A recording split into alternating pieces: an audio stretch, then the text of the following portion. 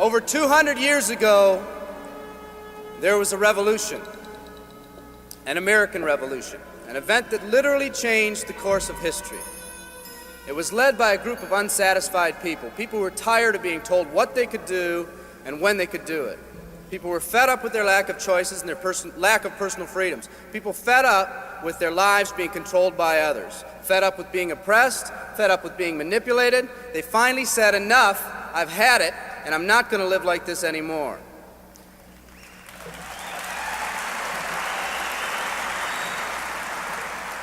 Our ancestors were people that took full responsibility for what happened to them. It was that spirit that ignited a country and formed what is now a giant in the free world. I have a question for you. Where's that spirit today? It's time for another revolution. Let me explain one of the laws of the universe. It's called the law of use, and it says simply this: whatever you don't use, you lose. Lack of use causes loss. Ambition unused declines. Faith unused decreases. If you don't use your skills, you lose your skills. If you don't use your freedom, you lose your freedom. Freedom does not come automatically. It's not attained and then handed down to us as an inheritance. It must be achieved each day. At the turn of the century, in the year 1900, less than 10% of us worked for other people or the government. Over 90% of us were self-employed. We were an independent people. In 1980, only 80 years later, over 90% of us worked for the other people or the government.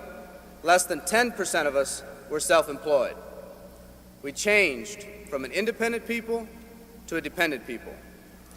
We'd slowly shifted from a people who took full responsibility for everything that happened to them to a people who've become talented and practiced at the art of blaming others for their problems.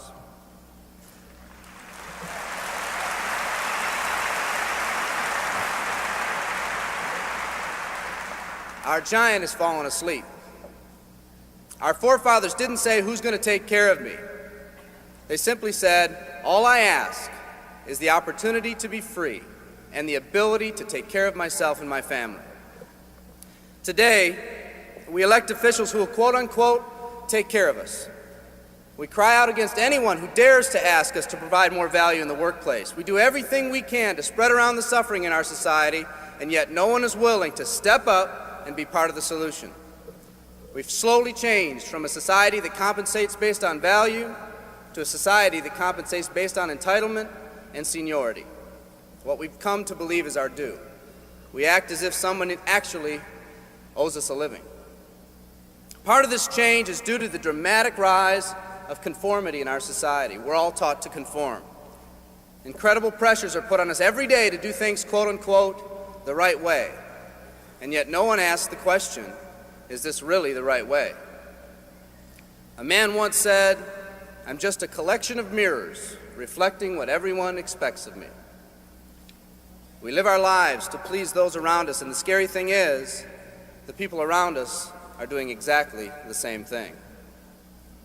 Psychologist Rollo May calls us outer-directed people. We don't act, we only react. We seek not to be outstanding, but to fit in. We're able to respond, but not to choose. Perhaps that's why a wise man once said, the mass of men lead lives of quiet desperation.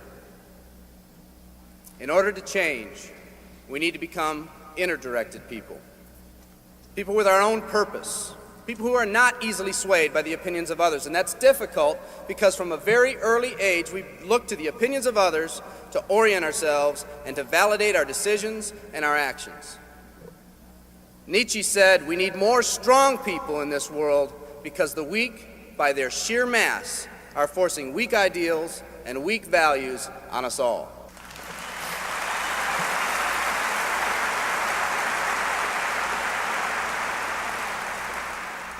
Today's massive social and economic changes are waking this slumbering giant. Some people may not be ready right now for the changes happening today in today's society. It doesn't matter if they're ready or not. An old proverb says, if a man wants his dreams to come true, he must first wake up.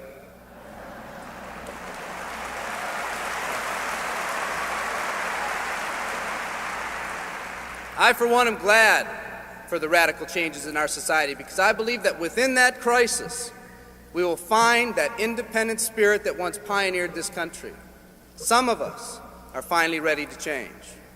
The displacement of our workforce has caused many of us to start searching for something better.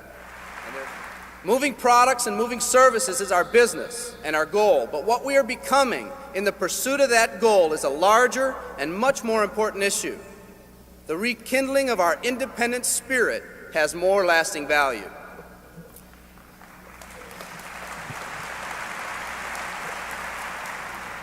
There's no more noble a business than the business that encourages the development of people. Every living organism has one and only one central need in life: to fulfill its own potentialities. The acorn becomes an oak, the puppy becomes a dog, and that's all that's required of the oak and the dog. But the human being's task in fulfilling his or her nature is much more difficult. The reason is, unlike any other living creature on this planet, you've been given the dignity of choice. You'll not grow like a tree. You'll grow only as you plan and choose to grow. When a person chooses to live, two things happen. First, assuming responsibility for themselves takes on a whole new meaning. They accept responsibility not as something they've been saddled with, but as something they themselves have chosen.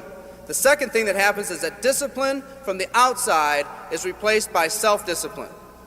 They accept discipline not because it's commanded, because they themselves have chosen what they want to do with their lives. Just like when the disenfranchised men and women over 200 years ago got fed up and said, "I'm not going to live like this one more day," there's another revolution coming. It's coming not just from Americans, but from people all over the world.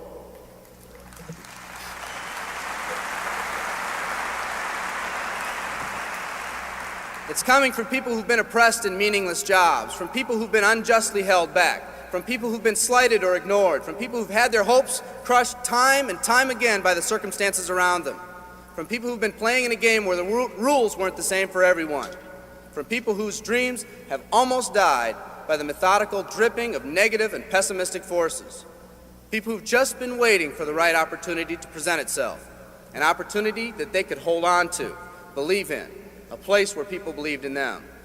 I hear the rumbling of this coming revolution every day. The old rules are changing, and society is finally ready for that change.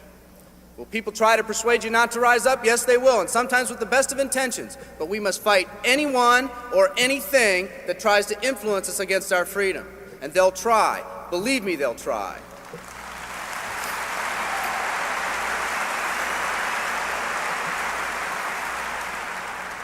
They'll try to suggest you off course, to nudge you off course, to distract you off course. There's another revolution coming, and it's going to be led by a group of unique and courageous people like you.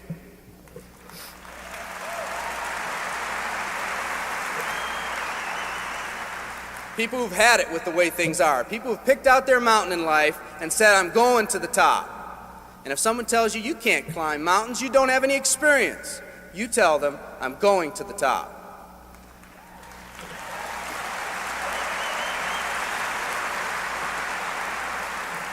And if your neighbor tells you, "Come on, choose another mountain, that one's too rocky," what are you going to tell them?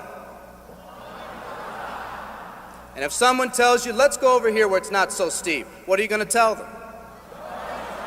And if someone says network marketing, what are you going to tell them? And if your friend tells you, "Come on, let's climb this one, that one's too slippery," what are you going to tell them? If anyone tells you you can't go up, it's too rocky, too steep, too slippery, you say, "Listen here, I'm going up. You're either going to see me waving from the top or dead on the side. I'm not coming back."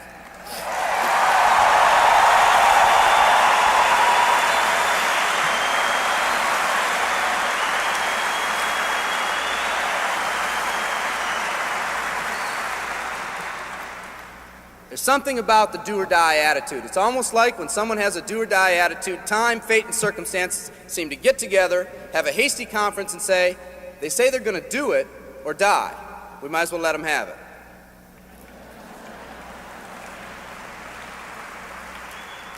The People in this arena are special. You're special because you've already rekindled that independent spirit. You've already said that you're not going to conform to negative pressures around you. You've all said enough, I've had it, and I'm not living like this anymore. You are the people who want to set big goals and aspirations for yourselves and your families. People who want to live in a country where families are brought together again instead of being torn apart. People who want a country where once again owning your own business and controlling your own destiny is commonplace.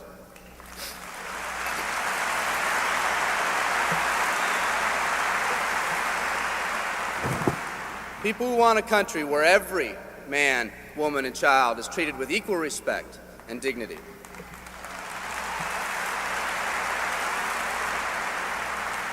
People who will pay any price so their families will not live with the legacy of maxed out credit cards and unfulfilled promises.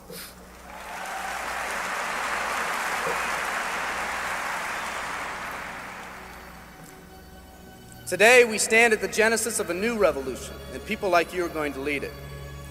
Theodore Roosevelt said these words decades ago, and I think they're particularly appropriate today. He said, "We see across the dangers of the great future, and we rejoice as a giant refreshed.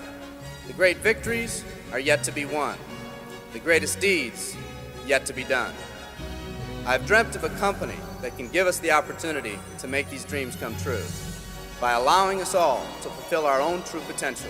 I love you all. Thank you very much."